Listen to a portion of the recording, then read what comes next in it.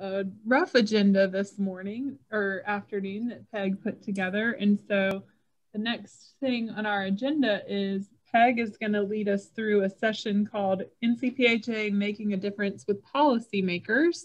But the purpose of today's call is really just to be here for you all to learn more about our advocacy efforts and also support you in your own advocacy efforts, as you are all some of the most valuable advocates for public health that we have. So Peg, I will turn it over to you now. Very good. Thank you, Katie, and welcome everybody. It's good to see some old friends and make some new friends. And I'm very glad that you all are either members of NCPHA or friends of members or are thinking about becoming members of NCPHA. Kim, unless something's changed, we are the largest state affiliate in the country, or is Oklahoma still beating us? I believe we're the largest, yes. Very good. So that is quite a credit to our organization. And I see we have a couple of friends from Citizens for Public Health as well, so which is a good collaborating organization. So we will get started. Kim, if you want to bring up the first slideshow, we will move through.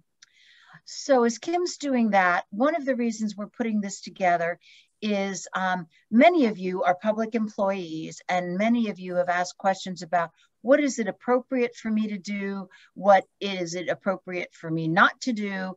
And do I just have to sit in my room and never say anything to anybody? So a few years back, Norma Mills, who is an absolute genius, made a wonderful presentation to NCPHA. And then I was able to borrow some of her research and some of her slides to go through what the Institute of Government said was appropriate for public employees. So Kim, if you want to go, and so today we're going to talk about what are advocacy and what are lobbying, and there are two different things legally and in practice. Are you a lobbyist or an advocate? Rules for local and state government lobbying. So that'll tell those of you who are public employees kind of some guardrails, and then just some very quick tips for effective advocacy. So Kim, we will move through that. Okay, and I apologize. I made these slides and I am so bad at PowerPoint. So these people should be much larger. So what is lobbying, and are you doing it? I know I do it. I know Katie does it. I know Rob and Ashley do it. And there may be other people who are actually lobbyists on this call, but our regular people are civilians generally lobbying. You can go to the next slide, Kim. So what is lobbying? Lots of communications are lobbying. I lobby my husband to take me to dinner at night, but only a very narrow group of contacts are actually considered lobbying under the law. Some of these communications are governed by the State Government Ethics Act, and then others are governed by the lobbying laws. So one set of laws actually applies to the people you might actually lobby, legislators, high-level policymakers within the administration. The other affects the person who might actually be doing the lobbying or the asking. These laws probably don't apply to most of you unless you're a covered person. So that would be the State Government Act, Ethics Act. But if you become a lobbyist, then the lobbying laws would definitely apply to you. So next slide, Kim. So just a quick definition: lobbying, seeking to influence executive and legislative action. Now, in many states, lobbying is only defined as trying to get a legislator to do something. North Carolina, several years back, broadened its definition of what lobbying is to include trying to influence the governor to do something, or the Secretary of Health and Human Services, or some senior level staff within both the legislature and in the executive branch. And when I say the governor's office, I mean high level people within the executive branch. You can go ahead. All right, so there's two kinds of lobbying. Direct is, you can go back one, Kim. One,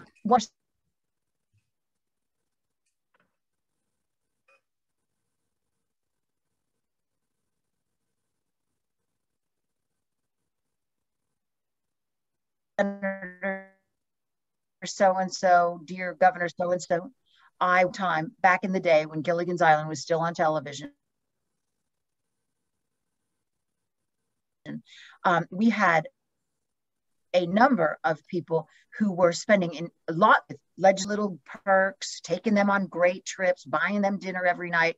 And what it was doing, it was giving, they may never have made an ask about a specific piece of legislation, but it set up relationships that, so when that lobbyist came in and spent 2 minutes saying, Senator, would you please support Senate Bill 12?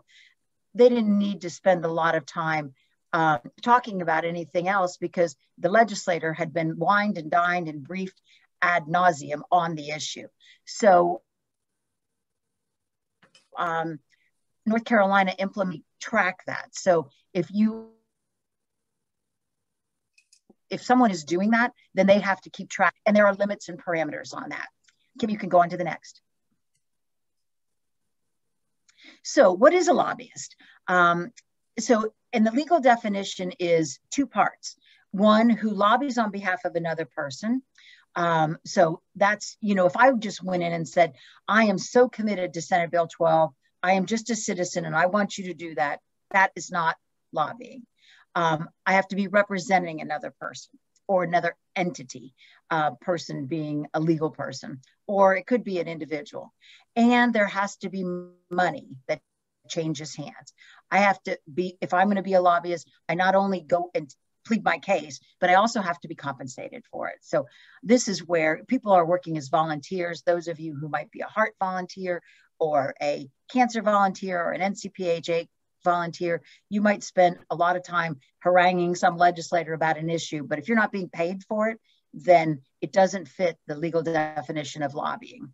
And you have to be focused, you have to be connected to a principal. A principal is the person who actually pays to get you to lobby someone. So there's 2 parts to the first part, and then there has to be a principal involved. And all this is covered by the laws and the regulations that run through the Secretary of State's office. And if you ever have any questions, just call Elaine Marshall and she and her staff will get you all squared away. And they're very nice. I have misfiled more papers than I can ever tell you, and nobody ever yelled at me. So for those of you who are on this call who actually might want to raise your voice in support or in opposition of an issue, are you a lobbyist? I know a lot of you work in local health departments.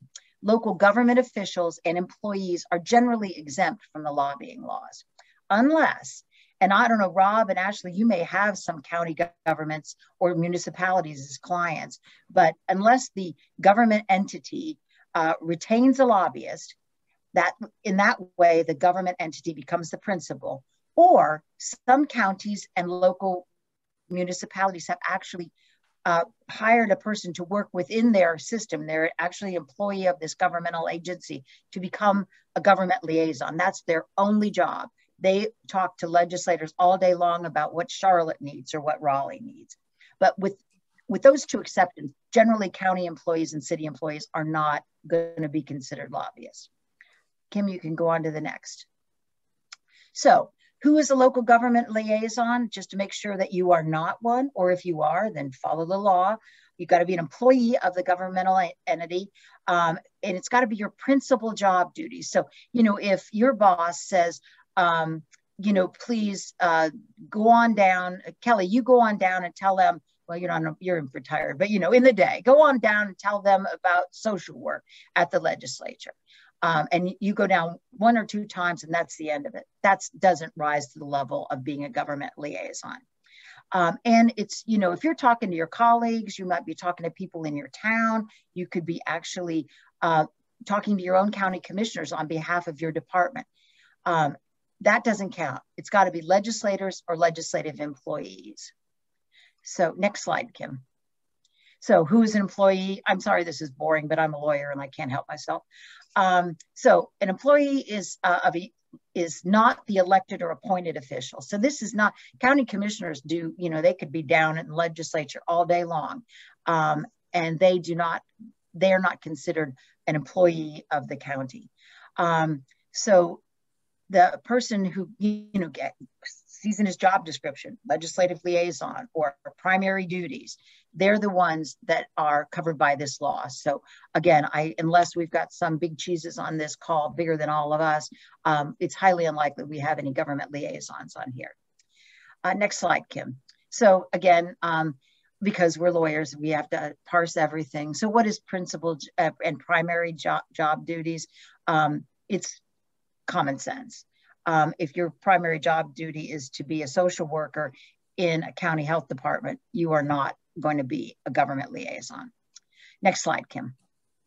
So these are just what, if they're already on here, make sure you abide by the law and get yourself squared away. I cannot provide you with legal advice, but you could be in a lot of trouble if you don't follow what the law says. People think, oh, whatever, who's ever going to know? Believe me, there are no secrets in Raleigh, North Carolina, or in the legislature. And if you do something wrong, somebody will tell somebody and you'll get in trouble. You can do the next slide, Kim. Okay, so just this is an interesting thing. Years ago, when all these ethics laws and lobbying laws were adopted, there was also a gift ban put on. So no lobbyist can give gifts to legislators anymore. They used to be take people to dinner. When my late husband was the insurance commissioner, and he would have been covered by this. He was covered by this law when it first went into effect. We used to get all kinds of fun stuff at Christmas time, and as soon as the gift ban went in, no more crackers from Philip Morris, who used to own Kraft or something.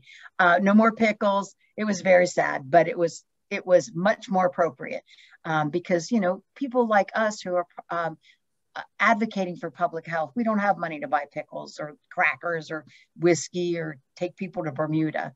So, and then, when you do fit under one of these categories, then there's a whole set of laws that apply to you. The gift ban, the registration requirements, you have to file an expense report every quarter, or if you spend a lot of money, you've got to file it every month. So once you enter into the liaison or lobbying business, then there's a whole pile of things you've got to do. Next slide. All right, so again, these are just the people who are not covered by the liaison requirements. So, a county would never have to register itself. So Wake County would never put itself down as a lobbyist. They might put themselves down as a principal if they hire someone. And this is interesting. For liaisons, if they're lobbying legislators or legislative employees, they're covered. If they're lobbying executive branch officials, they don't have to register, which is very different. I mean, it's just odd. I don't know why they made that distinction. So unless that has changed, and I am just out of date, so I will ask Ashley or Rob to tell me if that's wrong. You can go on to the next slide, Kim.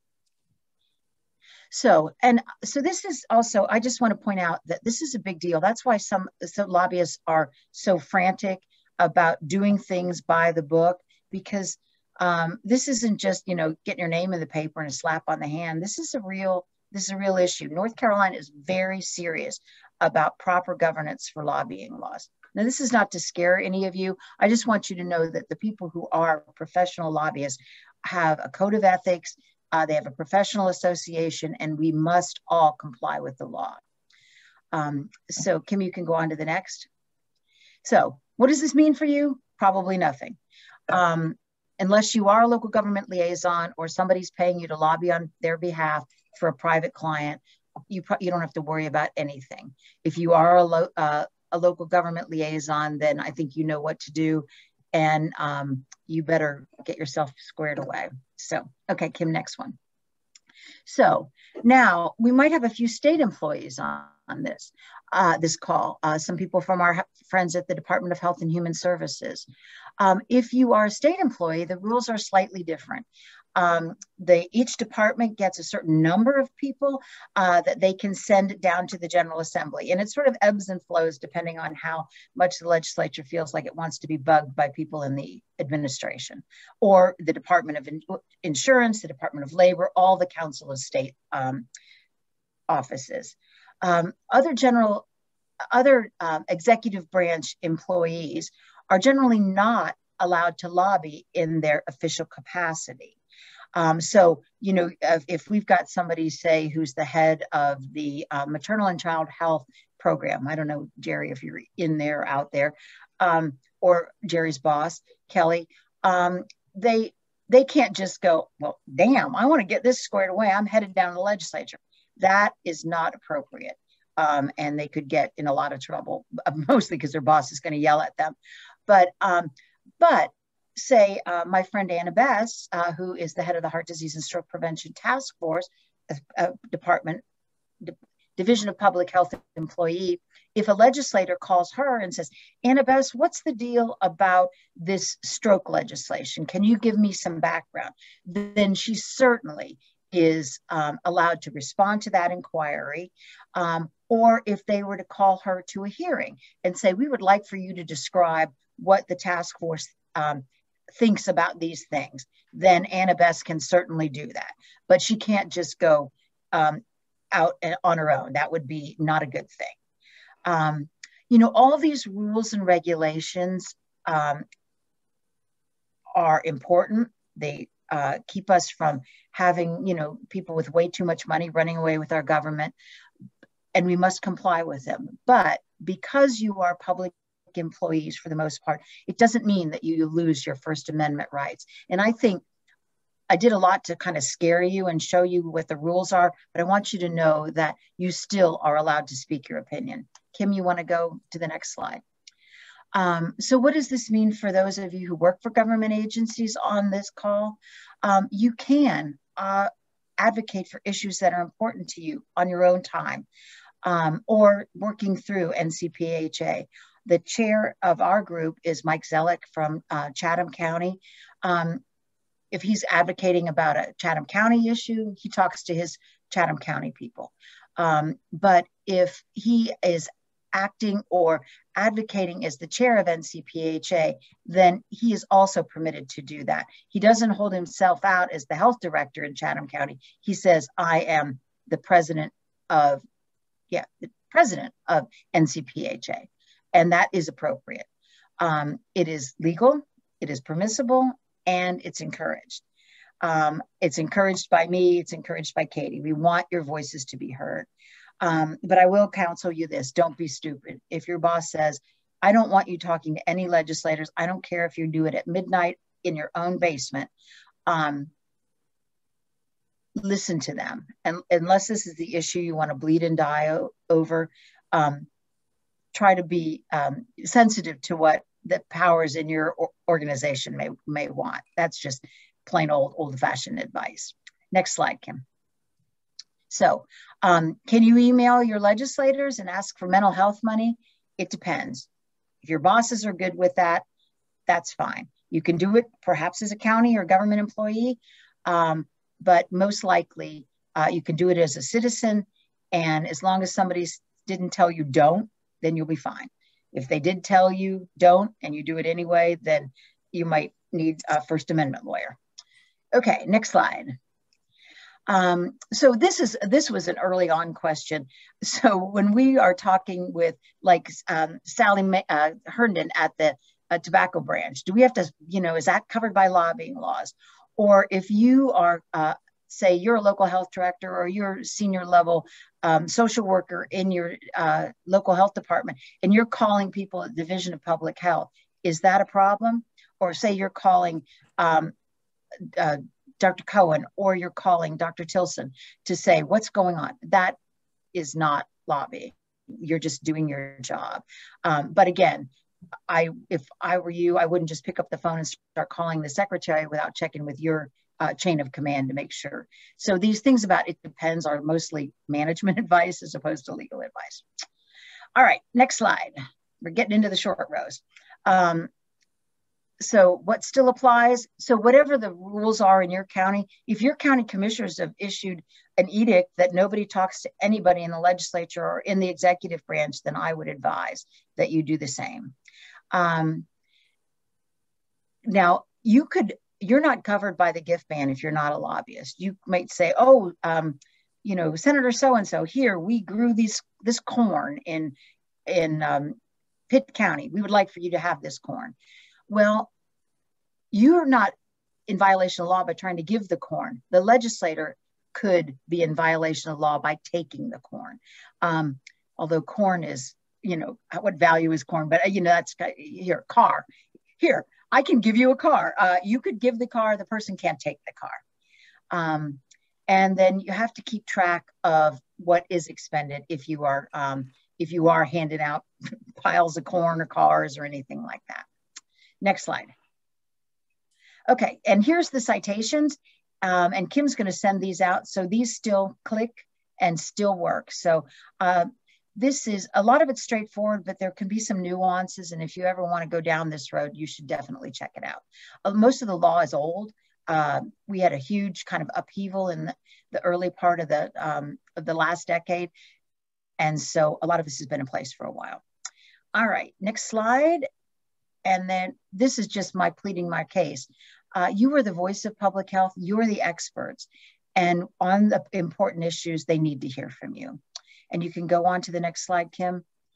There's just the one thing I will say, and then I will conclude.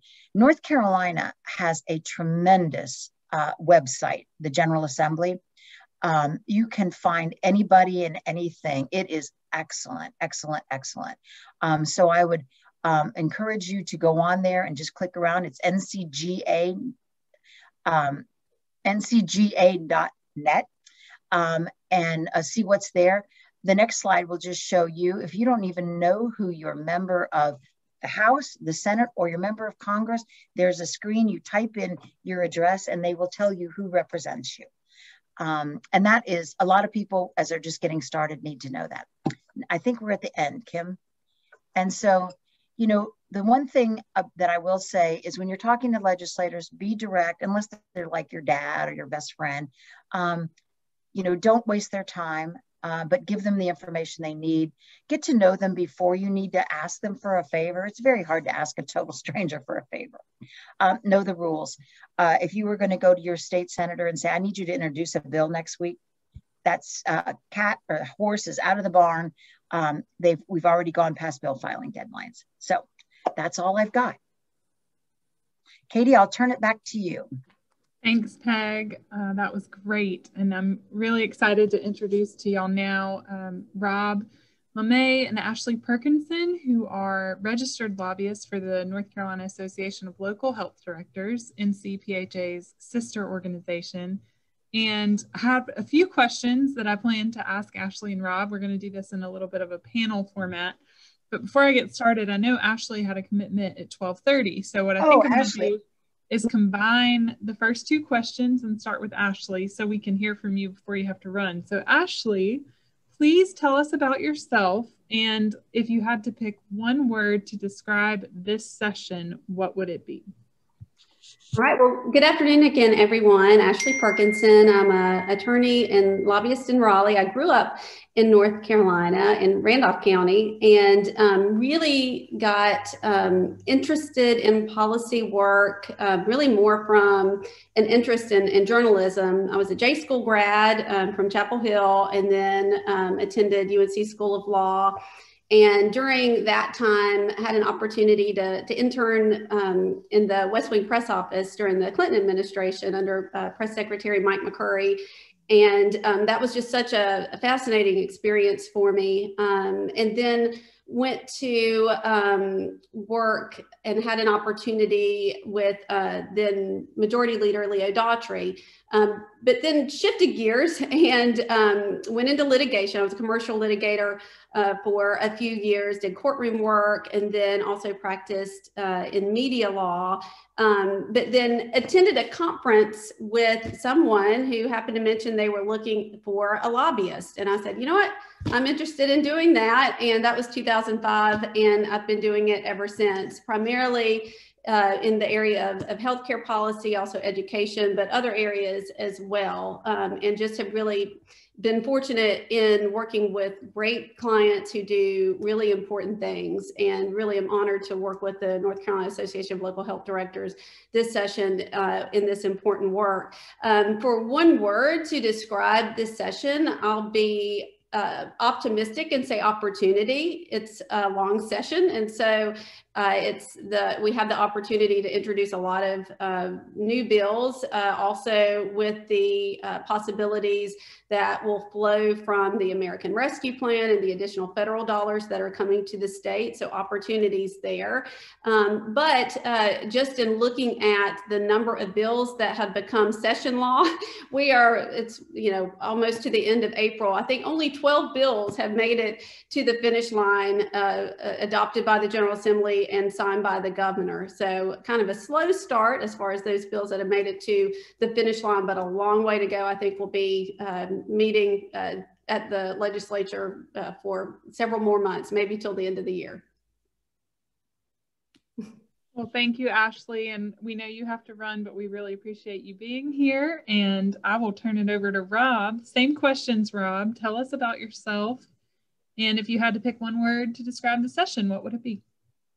Well, I'll reverse course in the interest of just breaking things up. So the word that I would use would be elongated, because I think the session is going to go on a very, very long time. I think the budget process is moving along very, very slowly. The Senate and House leadership have not been able to agree on how much even they want to spend, let alone how they want to spend it.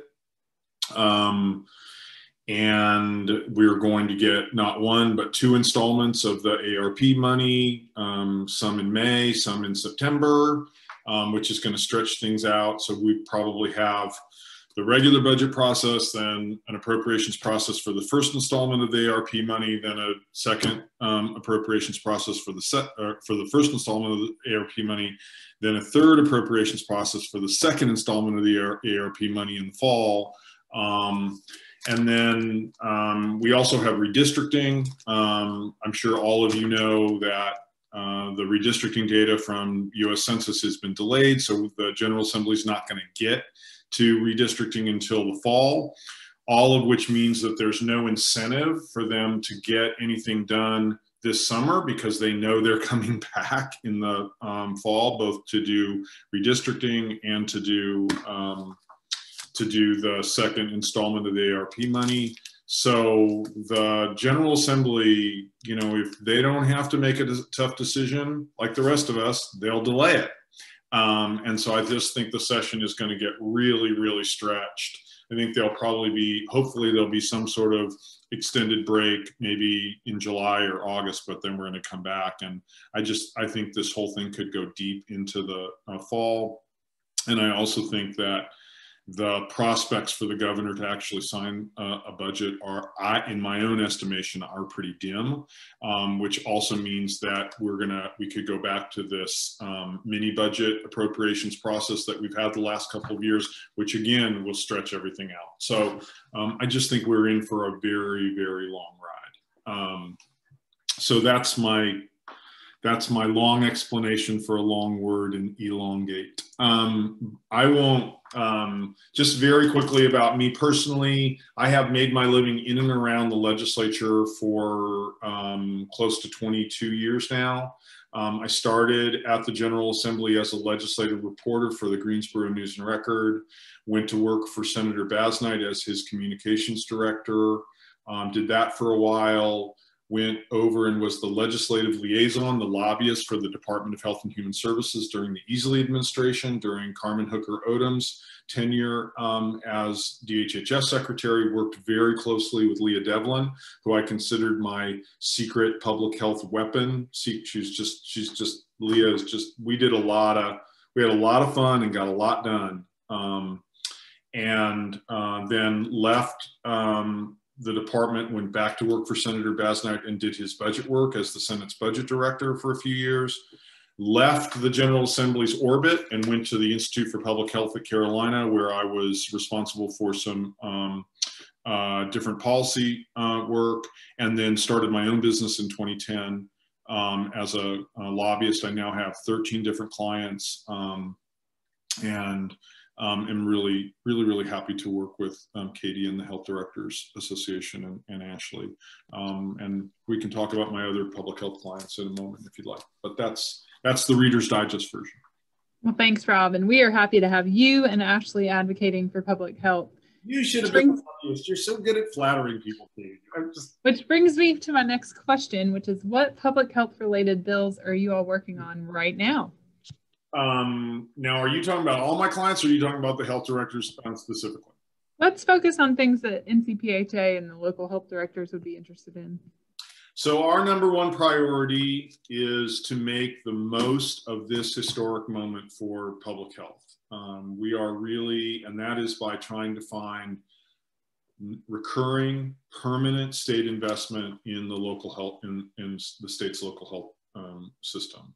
I don't need to tell all of you that the General Assembly of the state has been, has underinvested in local public health for decades. And that lack of investment has been laid bare for everyone during the pandemic, including legislators. And the bad news is that that has come with tremendous hardship for our state.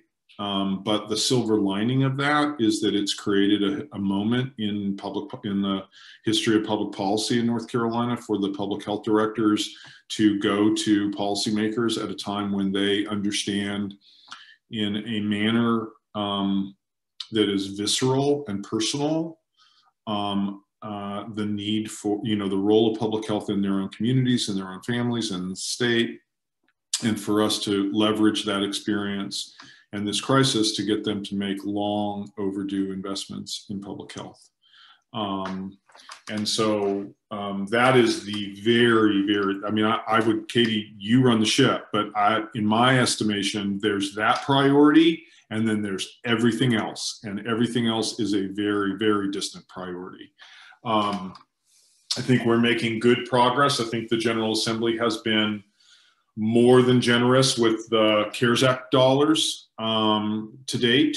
But the challenge is this word recurring funding, because the state has a lot of money right now, both federal aid as well as state funding, but it does not have a lot of recurring dollars. And those are always difficult to get legislators to appropriate because they are rightly considered to be permanent parts of the budget. Once you get recurring funding, absent a crisis or where recurring funding has to be cut, you are a permanent part of that budget, and that's why it's kind of the gold standard. So I would say that is the top priority. I think that there is still, so I just want to be very clear. I mean, like 90% of what we're doing right now is really focused on that goal, and correctly. There's also, we're keeping an eye on the conversation around the expansion of publicly funded health access. I think the jury is still out about the prospects for that. I know there's a lot of different opinions about that right now. I must say it's a muddle to me, and I have other clients who are interested in that topic as well. But I would say those would be the top priorities. But for per Katie's marching orders and the marching orders of our leadership, we've been really focused on resources and on trying to expand resources for the local public health system. And I think I'll stop there. Thanks, Rob. Peg, I want to check with you on our time. Do I have time to ask Rob the last two questions before we switch, or do we need to charge forward and save those for later? Katie, I talked so long that how about if you skip to the, you want to do the fifth, and then those of us who are running through this will talk fast. Sounds good. All right, Rob, last question for now. What resources would you recommend for folks on this call who want to learn more about the General Assembly or advocacy in general? I don't think there's any substitute for coming down to the building. I just don't believe that. I mean, even if you just come down, if you wanted to spend half a day just kind of walking around with me and Ashley, or other folks that are in that make their way around this strange parallel universe that is called the legislature. I think it's really important to kind of demystify it. I think people have a kind of, and I think it's hard for those of us who have the kind of genetic defect that we're attracted to places like the legislature to really understand. But I think it's kind of off-putting and scary a little bit for some people. And what is remarkable about the legislature is that it is such a analog, decentralized place where you can really get to know the principals and the leaders and the leadership, and it really rewards familiarity and time invested. And so if you really want to understand how it works, come down and see it. And that will also then, I think, really help inform the conversations with you that you have with your legislators when you see them back home, at the coffee shop, when you're having meetings before session, to understand their world a little bit, just to see it, to be in some committee meetings and see the offices and hear somebody like me sort of describe how things work a little bit. I think that's the best training I would recommend. Awesome. Well, thank you, Rob. We appreciate you being with us. And if you want to stick around to the end, we may have questions, but I want to respect our time and agenda. So I'm going to move, I'll turn it back over to Peg. Very good. Kim, you want to bring up the agenda, or our policy agenda, not the agenda. All right. Well, I will get us started. So every year, NCPHA develops a list of advocacy priorities, and those are things that impact the public health of the citizens of North Carolina and our profession. You can go on, Kim. Obviously, you know the mission statement of NCPHA, or you wouldn't be here. So we think public health is perfect. All right, so the advocacy committee is composed of people, me, I'm the chair, and then someone from each of the sections. And so those of you who belong to NCPHA, you can see your section on there. Next slide, Kim. So people wonder, how does stuff get on our agenda? We select the advocacy committee. That the president every year gets to appoint people to the advocacy committee. So the sections convene to determine what their key issues are. They forward those top issues to the advocacy committee. Our group of members, we've got a number of them on here. We review what's sent forward. If we need to, we go back and ask for more questions, and we compile a master list and refine it so it's not a million things. And then we send a list of recommendations to the governing council. Hopefully the governing council will either amend it or approve it. And once they do, then we disseminate the information as broadly as we can. So that's our process. Kim, you want to go on? Okay, so we're going to do a deep but quick dive into the priorities that are on our list for this year. The first one, we had hoped to have a guest come in from NC Child, but there was some family emergency going on. So I will tell you that we, as the Advocacy Committee and NCPHA, have 3 levels through which we view our advocacy priorities. The first is support. That means we lead. And you can tell from what Katie and Rob said, the local health directors are leading, they are supporting this increase in funding for local public health. So that means we run point, we do as much as we can to get this moving. The other level is endorse, which someone else brings to us and we say, yes, this is in line with our mission as a public health organization. We will sign on, we'll sign letters, we will make calls if needed.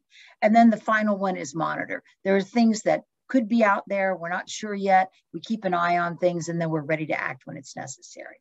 So the first thing that's on our list is endorsing legislation that would amend the definition of lead poisoning in North Carolina. This is something coming from NC Child to actually reduce the permissible amounts of lead in our drinking water. Right now it's 15 parts per billion, and we want to bring it down so that we can get it to 5 parts per billion. This legislation has been introduced. It's House Bill 272. It was in the Environment Committee Environment Committee last week. this past week on Tuesday, and it's been referred over to the Health Committee. So this bill has bipartisan support and is, I think, well on track to move forward. It's when bills go from one house to another, you never know what's going to happen, but this would bring North Carolina in line with what the best public health practices are. Kim, you can go on to the next. So we are, I'm going to call on my colleague, Michaela Penix, who is the head of maternal and child health and government relations at the March of Dimes. And Michaela is going to talk about the next couple of slides, which have come up to NCPHA through the Women and Children's section. Michaela, you want to tell us about these next couple of priorities? Hey, Peg, I'm going to do my best. I have a Rogue printer behind me, so if you hear some noise, that's Rogue. And I'm also filling in for Lee, who is our advocacy person from the Women and Children section. So I'm going to do my best. But for this particular piece of legislation, and I don't have updates either, Peg, on where we stand with the legislator on these bills, the legislation, excuse me, General Assembly with these bills. But this, this first priority that we have submitted is to support legislation to expand access to comprehensive prenatal care for undocumented immigrant women. And this comes from a recommendation directly from the North Carolina Perinatal System of Care Task Force. And the task force met over, gosh, it's been a couple years now, but there's a report that's available through the Institute of Medicine's website where you can find more information. But essentially what this legislation would do, it could save our taxpayers about $4 million. And, you know, beyond that, you know, we all know it's a feel-good moment too, to make sure that we're saving babies in the meantime. So we can decrease the Hispanic infant mortality rate to 3.8 per thousand, or about 10 babies each year that we could save. Thanks, Michaela. You want to take the next one? Sure. All right. So this is another piece of legislation that we are working. Well, I know when I say we, I am talking about March of Dimes too. Yes, we are all we.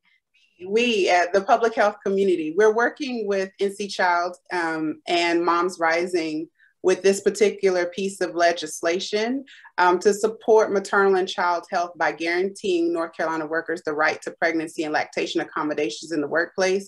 And while that may be part of the Affordable Care Act and those provisions that were federally mandated, we know that there are a lot of North Carolina workplaces who are not exactly complying.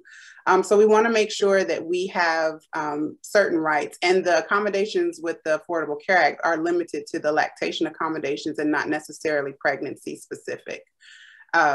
So we also want to make sure that North Carolina workers have the right to use their sick days to care for a sick loved one.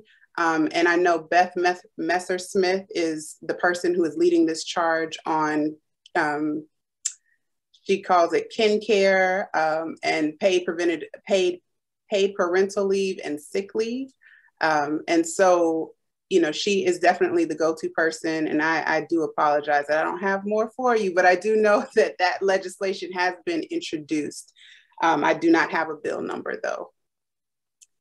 And on the next one, you want to take us to the next one, Kim?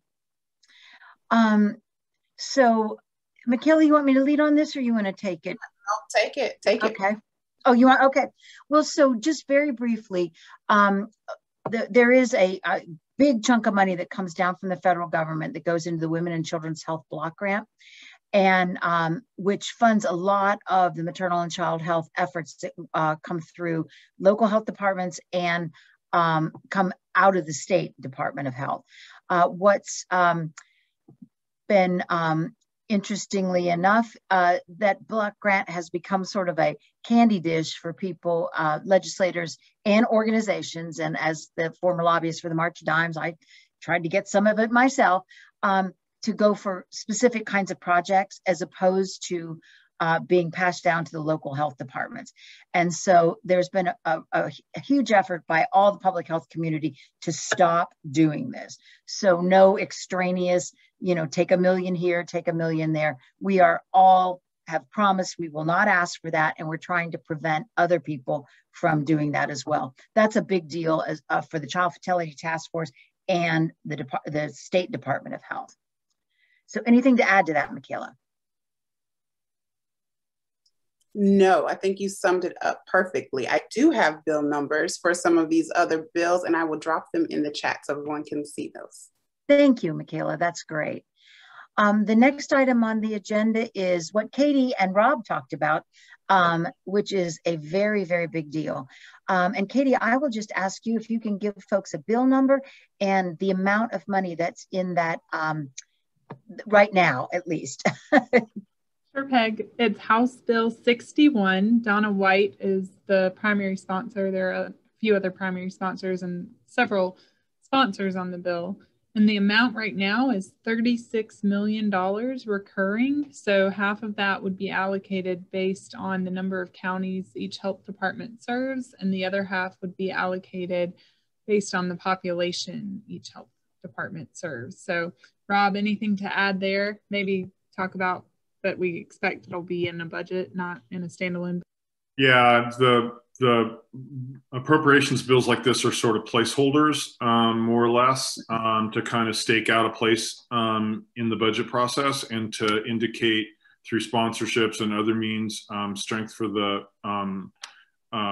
initiative, support for the initiative in the in one or both chambers. But we do expect that this will be get done in the budget, and as I say, I think that budget process is going to go on for a while. Thanks, Rob. All right, you want to flip us to the next one? So this has been my reason for living for the last 6 years. I'm working on the issue of closing the health insurance coverage gap. And I was supposed to have been retired 2 years ago. So Michaela, it wasn't anything personal against the March of Dimes. For those of you, some people refer to this as Medicaid expansion. We message the word closing the phrase closing the coverage gap in order to appeal to some of our more conservative lawmakers, and also to try to get past this sort of political roadblock that we've been experiencing in North Carolina for the last 10 years. So we are continuing to push. We've had bills introduced the last 4 years or the last 2 sessions. We do not have a bill this year, which makes things a little, well, no, that's not right. We've tried to get Republican legislators to introduce some bills, and there were some over the past 4 years. We had hoped to work with some senators to get a nice bill in this year, but that did not happen. So a comprehensive Medicaid expansion bill is not in one of those placeholder places. We are still working to get this included in some final budget negotiations, because this would be a big budget item. The benefits anybody who's ever heard me talk about this would be to help 500,000 to 750,000, depending on who's counting and when you're counting, get some kind of affordable option to buy health insurance or to get health insurance. The most recent thing is that in the American Rescue Plan, the federal government put a passel of incentives in for states that had not yet expanded their Medicaid programs. North Carolina could pull down about $2.4 billion or 1.7, it's depending on how, so it's a lot of money, which would not only cover the cost of closing the insurance gap, but would also put a lot of other money into public health programs or programs generally in North Carolina. So we are not giving up. I will tell you that the senators we had hoped would file a comprehensive bill did file Senate Bill 530, which is would expand postpartum care for women in the coverage gap. And actually women who might not be in the coverage gap, but up to 1 year. Right now, North Carolina terminates postpartum care at 60 days. So that's a good thing. The bill also has a little a provision that would allow these women to get free community college tuition for the period of time that they're in this postpartum care time. There also have been a number of comprehensive Medicaid expansion bills introduced by Democrats, but I'm afraid those might not go anywhere. So that's where we are with that. All right, and I think next up is Morgan. So let me introduce to you Morgan Whitman-Grauman, who is the Executive Director of the North Carolina Alliance for Health, which is the group that advocates for tobacco and healthy food access. Thanks, Peg. So as Peg mentioned, I'm Morgan Whitman-Grauman and with NC Alliance for Health, and we are the statewide independent nonpartisan coalition that advocates to reduce health disparities and prevent chronic disease. And we actually are also working on some active transportation and active living policies this year as well. So really appreciate the support of NCPHA for these initiatives. So the first is to amend our youth access to tobacco law to increase the age from 18 to 21. And this is really just to create parity with the federal law that changed in December 2020. So we need to make some changes to North Carolina law to make sure that those laws are parallel, and also that our alcohol law enforcement agents are able to adequately enforce our law, because if our law is not, if retailers don't comply with this law and are selling to people that are underage, then we can stand to lose a substantial amount of substance abuse and mental health block grant funding, which is helping to fund North Carolina's response to the opioid epidemic, in addition to a number of other really critical initiatives. So we want to make sure that ALE is able to enforce our youth access law. So we're working on that, and a bill is yet to be filed there. We're also asking for funding to support school nutrition programs and food banks. For school nutrition, there's actually been so much federal funding that we don't have a state ask right now, which we're very appreciative of Congress for acknowledging how important school nutrition is in making sure that our kids are fed, especially during this time. So we're kind of on pause there until we see what happens the rest of the school year. And then for the food banks, we're asking for an increase in $3 million recurring dollars. So that would bring their total recurring funding to $6 million, which would be about $1 million per each of our North Carolina Feeding the Carolinas food banks. So again, critical, especially during this time. And then we're also asking for funding for Safe Routes to School and Bike and Ped programs. I will say that it's difficult to ask for funding for Safe Routes to School in a time when most students aren't actually physically going to school. So those requests are also kind of on hold until we see what happens with students returning to the classroom, but definitely continue to have some conversations with legislators and hope to increase support for that request in the future. And then on Bike and Ped, there is actually a bill, it's House Bill 511, that would allow the state to change the current funding structure to spend money on Bike and Ped projects, which is really critical. There's currently a lot of red tape around being able to do that. And so, yeah, we hope to see that bill move and appreciate the bill sponsor's support for that initiative. Very good. Thank you, Morgan. Yolanda Massey, you want to take us on home with talking about the social work title protection law? Will, and I'm going to start, and I think that Kelly is going to kind of come in because I have a 1 o'clock meeting, so I'm going to have to run. But the social work title protection law is one that the social work section of NCPHA has been working on for years. It's and the reason is because currently non-social work degreed staff are allowed to be classified as social worker in the North Carolina Social Work Classification Series. Now, why is that a problem? Because in short, and Kelly will have a whole lot more to say, I'm sure, but in short, what that means is that someone who has a degree in business could potentially get a job in public health doing case management as a social worker. And I always use this example when I'm talking about title protection. I don't want a mechanic operating on me as a doctor. Why would you want a social worker, a person titled as a social worker who has not been properly trained, educated, or vetted as a social worker to be titled as a social worker? So the importance of this is that we protect the profession of social work within public health and across the state in various organizations such as Department of Social Services and health departments. Kelly, did I hit it all or what did I miss? I'm sure I missed something because that was really quick, Peg. I'm sorry. No, well, the time.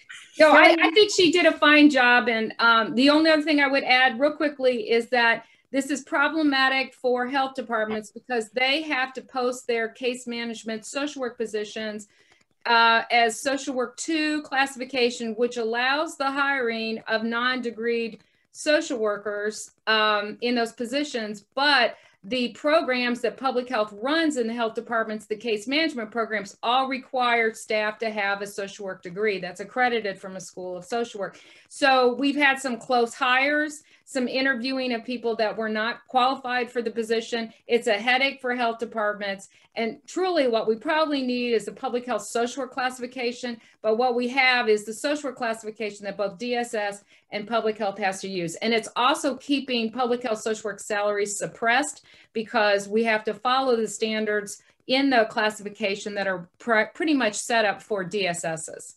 So that's all I would add to that. Very good. Thank you. Kelly. Thank you both. Thank you all to all the speakers.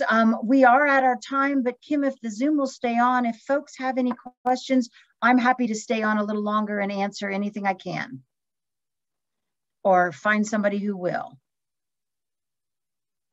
Questions? We must have done a good job. All right. Well, I thank you. Rob, I thank you. Katie, Morgan, Yolanda, goodbye. Kelly, thank you very much. Michaela, it's always very good to see you. Please tell Ashley we send our regards. Unless anybody's got any final words, I thank you. I know Kim will be asking you if you thought this was helpful other than a bit rushed. And because I know that we would like to do future lunch and learns, not the legislative stuff, but future lunch and learns and some deep dives from the various aspects of NCPHA. So Kim or Katie, any final words? Thank you all for attending, and we look forward to working with you for the remainder of the session. Yeah, thank you very much. Thanks, Tom. And the presenters. Bye-bye. Bye.